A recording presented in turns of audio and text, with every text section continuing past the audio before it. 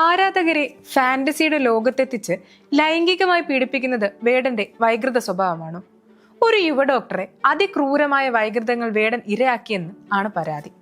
ലൈംഗികമായി നിരവധി പേരെ ചൂഷണം ചെയ്തുവെന്ന് ഞെട്ടിക്കുന്ന വെളിപ്പെടുത്തലാണ് ഇതോടെ പുറത്തുവരുന്നത്. ഇനിയും യുവതികൾ വേടനെതിരെ പരാതികൾ നൽകിയേക്കും.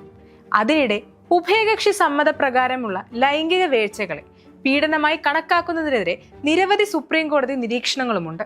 ഇതെല്ലാം ഉയർത്തിയുള്ള നിയമ പോരാട്ടമാണ് വേടൻ ലക്ഷ്യമിടുന്നത്. പുതിയ കേസിനെ നിയമപരമായി നേരിടുമെന്ന് റാപ്പർ വേടൻ അറിയിക്കുകയും ചെയ്തു. ഹൈക്കോടതിയിൽ വേടൻ ഇന്ന് മുൻകൂർ ജാമ്യാപേക്ഷയും നൽകും. തന്നെ വേട്ടയാടുന്നവരെയും ബലാത്സംഗ കേസ് ആസൂത്രിതമാണെന്നും വേടൻ പറയുന്നുമുണ്ട്. ആസൂത്രിത നീക്കത്തിന് തെളിവുണ്ടെന്നും അത് പുറത്തുവിടണമെന്നും വേടൻ പറയുന്നു. കോഴിക്കോട് സ്വദേശിയായ ഒരു യുവ വനിതാ ഡോക്ടർ നൽകിയ പരാതിയിലാണ് റാപ്പർ വേടനെതിരെ തൃക്കാക്കര പോലീസ് കേസെടുത്തിരിക്കുന്നത്. കാലിക്കറ്റ് സർവകലാശാല BAക്ക് വേടനെ പാഠ്യപദ്ധതി വിഷയമാക്കിയിരുന്നു. ഇതിലെ വിവാദം കത്തിക്കയറുമ്പോഴാണ് പീഡന വിവാദത്തിൽ വീണ്ടും വേടൻ കുടുങ്ങിക്കൊണ്ടിരിക്കുന്നത്. വിവാഹ വാഗ്ദാനം നൽകി പീഡിപ്പിച്ചെന്നാണ് കേസ്. 2021 ഓഗസ്റ്റ് മുതൽ 2023 മാർച്ച് വരെ വിവിധ സ്ഥലങ്ങളിൽ എത്തിച്ച് പീഡിപ്പിച്ചെന്നാണ് പരാതി. മയക്കുമരുന്ന് ഉപയോഗിച്ചായിരുന്നു പീഡനം. ഇന്നലെയാണ് യുവതിയുടെ പരാതി ലഭിച്ചതെന്നും കേസെടുത്ത് അന്വേഷണം നടത്തുകയാണെന്നും തൃക്കാക്കര പോലീസ് ഇതിനോടകം പറഞ്ഞു കഴിഞ്ഞു. സാമൂഹ്യ മാധ്യമങ്ങളിലൂടെയാണ് ഇരുവരും പരിചയപ്പെട്ടത്. ഡോക്ടറുടെ കോഴിക്കോട്ടെ ഫ്ളാറ്റിലെത്തി ആദ്യം പീഡിപ്പിച്ചെന്നാണ് പരാതി. തുടർന്ന് വിവാഹ വാഗ്ദാനം നൽകി വിവിധ സ്ഥലങ്ങളിൽ എത്തിച്ച് പിന്നെയും പീഡിപ്പിച്ചു. ബന്ധത്തിൽ നിന്ന് അകന്നതോടെയാണ് യുവതി പരാതി നൽകിയത്. മൊഴി പരിശോധിക്കുകയാണെന്ന് പോലീസ് പറയുന്നു. അതിനുശേഷം നടപടി ഉണ്ടായേക്കാമെന്നും പോലീസ് പറയുന്നുണ്ട്. അതിനിടെ യുവതിയിൽ നിന്നും വേടൻ പണം കൈപ്പറ്റിയിട്ടുണ്ട്. ഇതിന്റെ എല്ലാം ഗൂഗിൾ പേ തെളിവുകളും പോലീസിന് കിട്ടിയിട്ടുണ്ട്. IPC സെക്ഷൻ 376(2) അനുസരിച്ചാണ് കേസ്. ഭാരതീയ ന്യായ സംഹിത വരുന്നതിന് മുമ്പുള്ള സംഭവമായിരുന്നതിനാലാണ് ഈ വകുപ്പ് അനുസരിച്ച് കേസെടുത്തിരിക്കുന്നത്. തൃക്കാക്കര സ്റ്റേഷൻ പരിധിയിൽ വെച്ച് ബലാത്സംഗം നടത്തിയതിനാലാണ് കൊച്ചിയിൽ കേസെടുത്തിരിക്കുന്നത്. തന്നെ പ്രണയം നടിച്ച് ബലാത്സംഗം ചെയ്ത ശേഷം പിന്നീട് ഒഴിവാക്കിയെന്ന് യുവതിയുടെ മൊഴിയിൽ പറയുന്നുണ്ട്.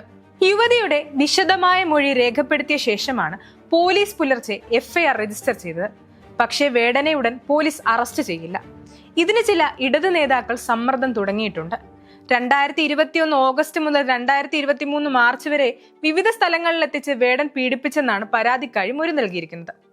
വിവാഹ വാഗ്ദാനം നൽകിയായിരുന്നു പീഡനമെന്നും യുവ ഡോക്ടർ പോലീസിനെ അറിയിച്ചു. തുടർച്ചയായ പീഡനശേഷം വേടൻ വിവാഹ വാഗ്ദാനത്തിൽ നിന്ന് പിന്മാറുകയായിരുന്നു.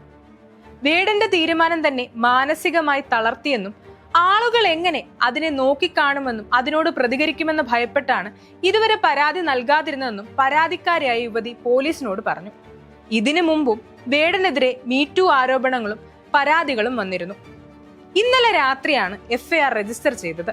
ഇൻസ്റ്റഗ്രാം വഴിയാണ് വേടനും പരാതിക്കാരിയായ യുവതിയും സൗഹൃദത്തിലാകുന്നത്. തുടർന്ന് പരിചയത്തിന്റെ പേരിൽ വേടൻ യുവതിയുടെ കോഴിക്കോടുള്ള ഫ്ളാറ്റിൽ എത്തുകയായിരുന്നു. അവിടെ വെച്ചാണ് വേടൻ യുവതിയെ ആദ്യമായി ബലാത്സംഗം ചെയ്യുന്നത്. അതിനുശേഷം കോഴിക്കോടും കൊച്ചിയിലും വെച്ച് പലതവണ വേടൻ യുവതിയെ ബലാത്സംഗം ചെയ്തു. 2023 ഒഴിവാക്കുകയായിരുന്നു എന്നാണ് യുവതിയുടെ മൊഴി. തൃശൂരിൽ നിന്ന് പ്രസിദ്ധീകരിക്കുന്ന കേരളീയ മാസികയിൽ ഏതാനും മാസം മുമ്പ് വേടനെതിരെ പീഡനത്തിനിരയായ ഒരു യുവതി ചില വെളിപ്പെടുത്തലുകൾ നടത്തിയിരുന്നു. ഇത് ശ്രദ്ധയിൽപ്പെട്ട് അന്വേഷിച്ചപ്പോൾ തനിക്കുണ്ടായത് സമാനമായ ക്രൂരമായ ലൈംഗിക ബന്ധത്തിന്റെ അനുഭവങ്ങളാണെന്ന് അദ്ദേഹത്തിന് ബോധ്യമായി.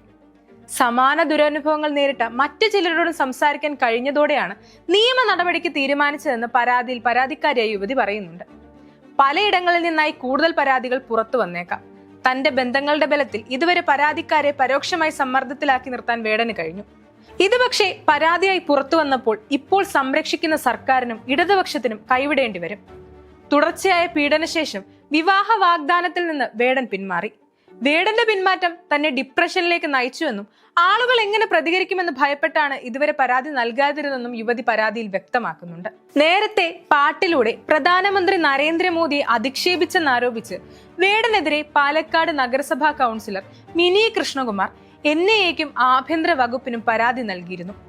മോദിയെ കപട ദേശീയവാദി എന്ന് വേടൻ അവഹേളിച്ചെന്നും ഇതിനെക്കുറിച്ച് അന്വേഷിക്കണമെന്നുമാണ് പരാതിയിൽ ആവശ്യപ്പെട്ടത്. 4 വർഷം മുമ്പ് പുറത്തിറങ്ങിയ വേടന്റെ വോയിസ് ഓഫ് വോയിസ്ലെസ് എന്ന പാട്ടിൽ മോദിയെ അധിക്ഷേപിക്കുന്ന പരാമർശങ്ങൾ ഉണ്ടായിരുന്നു എന്നായിരുന്നു ആരോപണം. പൊതുവ്യക്തിത്വങ്ങളെ അധിക്ഷേപിച്ചാൽ വിദ്വേഷം വളർത്തൽ, ജാതി വിവേചനം പ്രോത്സാഹിപ്പിക്കുന്ന ജാതി അധിഷ്ഠിത അപകീർത്തിപ്പെടുത്തൽ, അക്രമവും വിദ്വേഷം വളർത്തുന്നതിന് ഡിജിറ്റൽ പ്ലാറ്റ്ഫോമുകളുടെ ഉപയോഗം തുടങ്ങിയവ ആരോപിച്ചായിരുന്നു പരാതി. ഇതിനൊപ്പം മയക്കുമരുന്ന് കേസിലും പുലിനഖ കേസിലുമെല്ലാം വേടൻ കുടുങ്ങിയിരുന്നു.